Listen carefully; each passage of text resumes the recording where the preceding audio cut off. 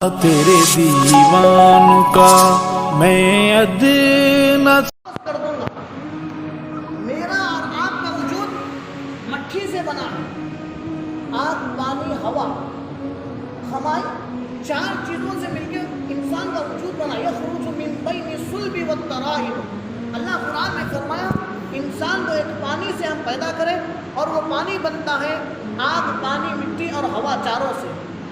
آج اگر کسی کا انتقال ہو جائے، انسان کو جب خبر میں رکھتے ہیں تو ہم اس میت کے اوپر کھل کے سورے پڑھتے ہیں، کھل کے سورے پڑھ کر اس میت کے اوپر ڈالتے ہیں۔ ہر آدمی اپنے ہاتھوں سے لے کر یہ سمجھتا ہے کہ میں اگر میت کے اوپر ڈالوں بڑی مبارک چیز ہے۔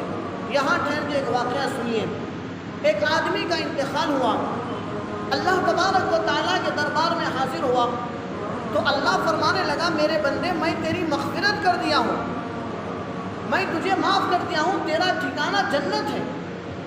وہ آدمی پوچھنے لگا اے میرے پروردگار، مجھے معلوم ہے میرے گناہ کتنے ہیں، میں سیاہکار، بدکار، تیرا نافرمان بندہ ہوں اور آپ مجھ کو معاف کر دیا، ایسی کیا بات میرے زندگی میں ہوئی؟ سنیے، اللہ نے جواب دیا کہ میرے بندے سن، تیرے علاقے میں، تیرے بستی میں ایک مومن کا انتقال ہوا، جب اس کی تدفین قبر میں اتارنے کا وقت آیا، اس وقت لوگ مٹھی ڈال رہے تھے، تو بھی اپنی مٹھی بھر ایک مٹھی میری رضا مجھ کو راضی کرنے کے لیے ڈالا ہے، وہ مٹھی ڈالنے کے آتا مجھے پسند آئی کہ میں تجھے مغفرت کر دیا۔ اللہ تعالیٰ کی رحمت مغفرت کرنے کو ڈھونڈتی ہے۔ اب یہاں ٹھہر کے جو میں بات بتا رہا تھا، جب انسان میت کے اوپر کھل کے سورے پڑھے جاتے ہیں، اس کے اندر ایک آیت پڑھی جاتی ہے پارے 19 کی، پارے 19 کی ایک آیت ہے، منہا خلقناکم وفیہا نعیدکم ومنہا نخرجکم تارۃ اخری۔ یہ آیت پڑھ کر وہ ڈھیلوں پہ پھونک کر وہ ڈھیلے میت کے اوپر ڈالے جاتے ہیں، میت کے سرانے ان کے پیٹے۔ کیا مطلب؟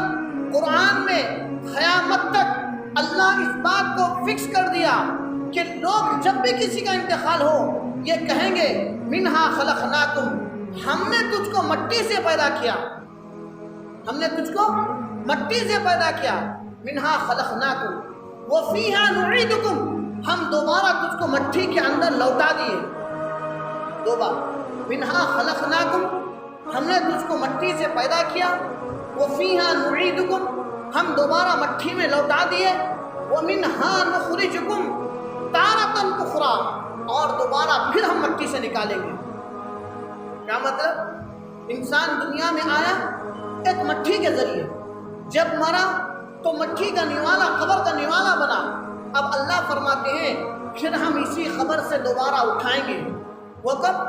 قیامت کے دن، تارۃ اخری، قیامت کے دن۔ فرمایا گیا ایک ایک قبر سے 70 مردے اٹھیں گے، اللہ کے نبی صلی اللہ علیہ وسلم کی حدیث کا مفہوم ہے۔ تو میں کیا بتا رہا تھا، میرا اور آپ کا دنیا میں آنے کا ایک مقصد ہے، اور وہ مقصد اللہ تعالیٰ خود فرماتی ہے کہ میرے بندو میں دنیا میں تمہیں اس لیے بھیجا ہوں، اپنے کاروبار میں، بیوی بچوں میں، گھر کی ذمہ داریوں میں رہتے ہوئے مجھ کو راضی کرو، میری عبادت کرو۔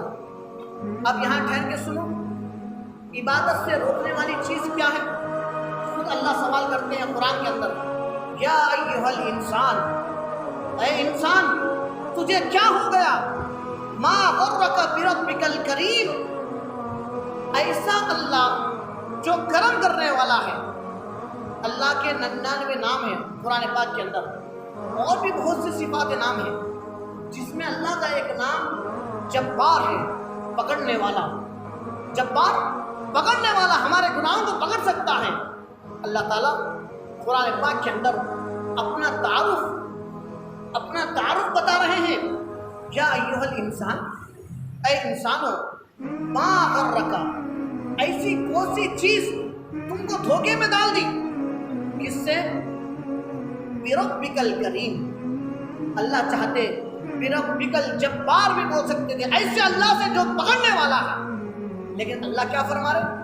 میرے بندے آپ ڈرو مت، میں کریم ہوں، میں کرم کرنے والا ہوں۔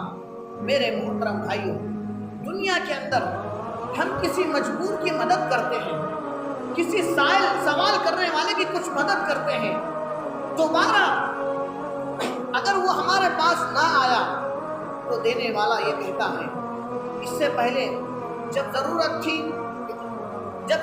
تھی میرا بھائی میرے پاس آیا تو میں اس کو دے دیا، اب کیوں میرے پاس نہیں آیا؟ میرے اندر کیا برائی نظر آئی ہے؟ پوچھتے نا کچھ۔ اللہ تعالیٰ بھی دیکھو کیا فرما رہا ہے، میرے بندو میں کریم ہوں، تمہارا رب کیسا ہوں؟ کریم ہوں۔ کریم کہتے ہیں کرم کرنے والے کو، محبت کرنے والے کو، رحم کرنے والے کو، اور اللہ اپنا تعارف فرما رہا ہے میں تمہارا رب کریم ہوں۔ دو باتیں ہوتی ہیں، ہمارا دنیا میں آنے کا مقصد زندگی اللہ کی بندگی، مقصد یاد اللہ کی حیات، مقصد حیات اللہ کی یاد۔ کسی اللہ کے ولی نے 2 جملوں میں پوری زندگی کھینچ دی ہے۔ کیا فرمایا؟ مقصد زندگی اللہ کی بندگی، دنیا میں رہنے کا مقصد کیا ہو؟ اللہ کی عبادت۔ مقصد حیات، جب تک میرے جسم میں جان ہے کیا مقصد ہے اس کا؟ اللہ کی یاد۔ جب میری جان نکل جائے، ہمارے رشتے دار، عزیز و اقارب، بیٹے کچھ پڑھ کے ہمارے نام پہ فاتحہ خوانی ایصال ثواب کریں گے، لیکن میری ذات خود نہیں کرے گی۔ بس سمجھ رہے ہو، جب تک انسان کی حیات ہے اللہ کی یاد ہے، جب حیات ختم وہ انسان اللہ کی یاد نہیں کر سکتا۔ جیسے کتنا بھی بوڑھا ہو، گلوکوز کیوں نہ چڑھے، وہ آدمی بیڈ پہ لیٹے لیٹے نماز پڑھ سکتے ہیں، آنکھوں کے اشارے سے نماز پڑھ سکتے ہیں، خالی لیٹ کے لمبا ہے تیمم کر کے آنکھوں سے نماز پڑھ سکتے ہیں، لیکن جب جان نکل جائے وہ آدمی نہ خود نماز پڑھ سکتا ہے نہ خود دعا کر سکتا ہے۔ اس کو غسل دے کر، کفن پہنا کر جب مسجد میں لا کے لٹاتے ہیں تو امام صاحب کہتے ہیں اللہم اغفر لحینا، اے اللہ زندوں کی مغفرت فرما، مردوں کی مغفرت فرما۔ وہ بیچارہ لیٹا ہوا ہے تو معلوم کیا ہوا؟ مقصد حیات اللہ کی یاد۔ جب حیات ختم ہو گئی، میری ذات اللہ کی یاد نہیں کر سکتی، میرے وسیلے سے میرا نام لے کر رشتہ دار، عزیز و اقارب قرآن پڑھ کے بخش سکتے ہیں، ایصال ثواب کر سکتے ہیں، کچھ صدقہ خیرات کر سکتے ہیں، لیکن انسان کی ذات کچھ نہیں کر سکتی۔ ایک بات کو سمجھو، خواب غفلت میں ہیں ہم، غفلت کی زندگی گزار رہے ہیں، آج نہیں کل نہیں پرسوں۔ میرے محترم بھائیوں، اللہ کی بندگی کیا ہے؟ بندگی کا سب سے پہلا فریضہ یہ ہے کہ انسان 5 وقت اپنے رب کے سامنے جھکے، یہ بندگی کا پہلا فریضہ ہے۔ اللہ کے نبی علیہ السلام فرمایا قرۃ عینی فی الصلاۃ، اور اللہ کے نبی صلی اللہ علیہ وسلم کی زندگی کو دیکھو، میدان جنگ میں اللہ کے نبی صلی اللہ علیہ وسلم نماز کو نہیں چھوڑی، اور نبی کے نواسے تلواروں کے سائے میں، تیروں کے سائے میں اور گھوڑوں کی کھنکھراہٹ میں نماز کو نہیں چھوڑے۔ تو اللہ کی بندگی پہلے یہ ہے انسان نماز کا اہتمام کرے۔ دوسرا، بندگی کا حق یہ ہے کہ انسان کاروبار میں رہے، دکان میں رہے، اللہ کو حاضر و ناظر جانتے ہوئے یہ سمجھے کہ میں ایک اللہ کا بندہ ہوں اور میرا رب مجھ سے چاہتا ہے میں اس کی بندگی کروں۔ سچ بولنے میں میری بندگی ہے، دھوکہ دہی میں نہیں۔ کون دیکھ رہا ہے؟ اللہ دیکھ رہا ہے۔ ابھی رمضان المبارک کا مہینہ گزرا، 1 مہینہ ہو گیا، دوسرا مہینہ بھی ختم پہ ہے۔ دیکھو رمضان کا اتنا مبارک مہینہ، 1 مہینہ اللہ اپنے بندوں کو ٹریننگ دے دے گا، تربیت۔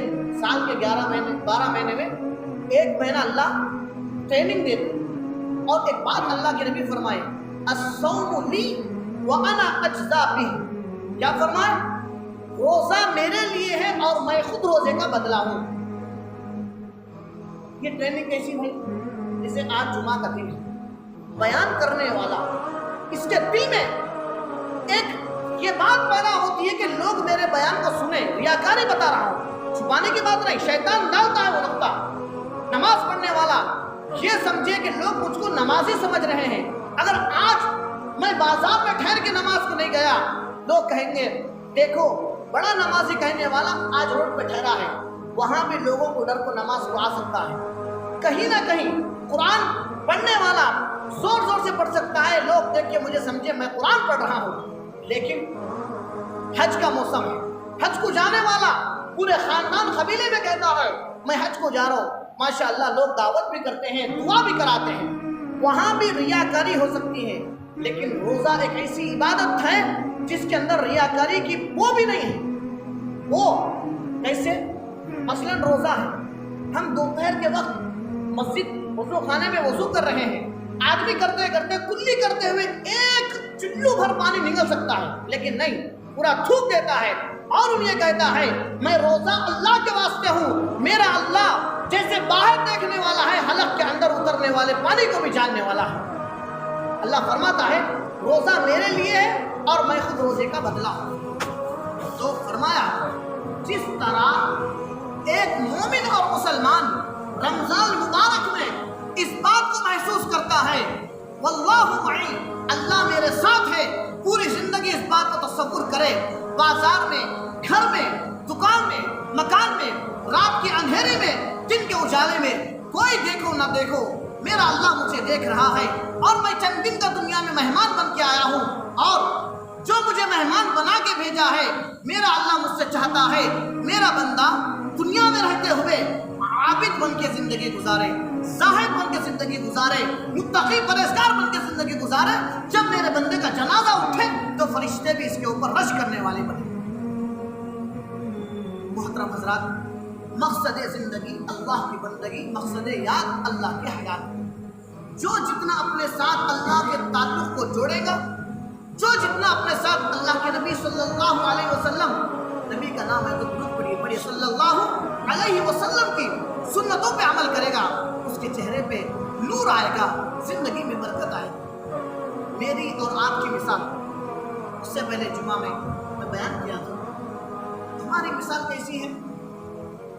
پہلے زمانے میں، آج بھی ہے، الیکٹرانک کوئی گھڑی ہے، اس کو چابی پھراؤ، چابی پھرانے کی گھڑی تھی، چابی پھراؤ، جب تک وہ چابی چلتی ہے گھڑی وہ ناچتی ہے۔ شل والی ہے، جب تک شل ہے وہ کار چلتی ہے، شل ختم کار بیکار۔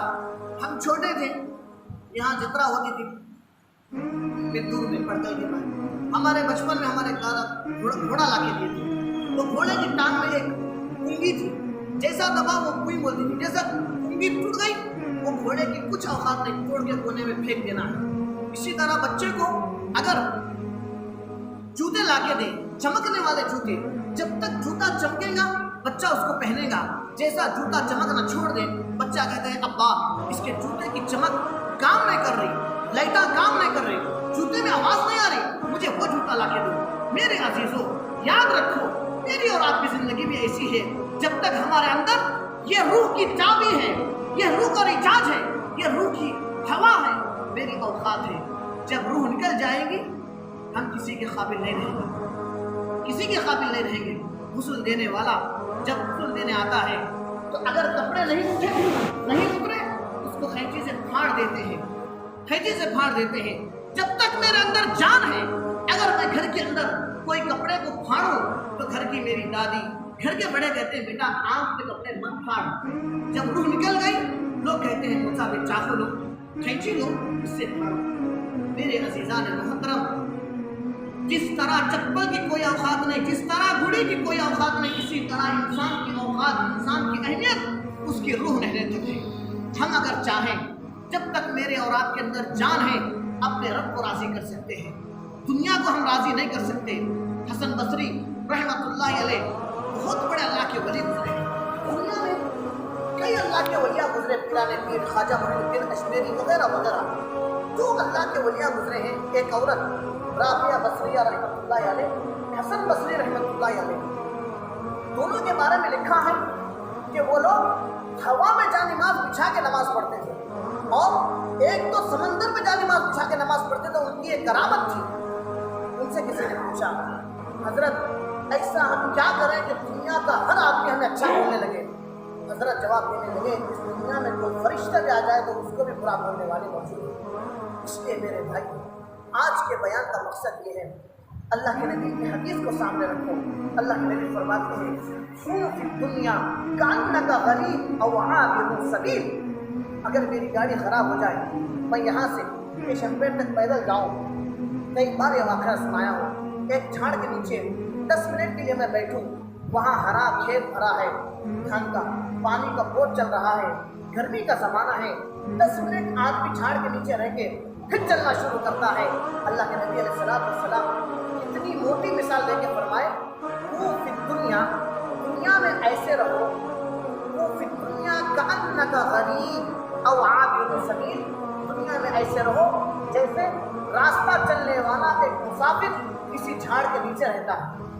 ہم پیدل جا رہے تھے، کھیت کے پاس ہرا بھرا کھیت ہے، بوٹ چل رہا ہے، تھک گئے پیدل چلتے ہوئے، 2 منٹ جھاڑ کے نیچے بیٹھے، خدا کی قسم کوئی آدمی نہیں بول سکتا یہ جھاڑ میرا ہے، یہ بوٹ کا پانی میرا ہے، یہ کھیت میرا ہے، کون یہ سمجھتا ہے میری منزل آگے ہے، میں تھوڑی دیر کے لیے یہاں رکھا ہوں۔ میرے عزیزان محترم، ہماری منزل جنت ہے، ہماری منزل جنت ہے، ہمارا مقصد اپنے رب کو راضی کرنا ہے، اور ہمارا سفر شروع ہوگا قبر سے، ہمارا سفر شروع ہوگا قبر سے۔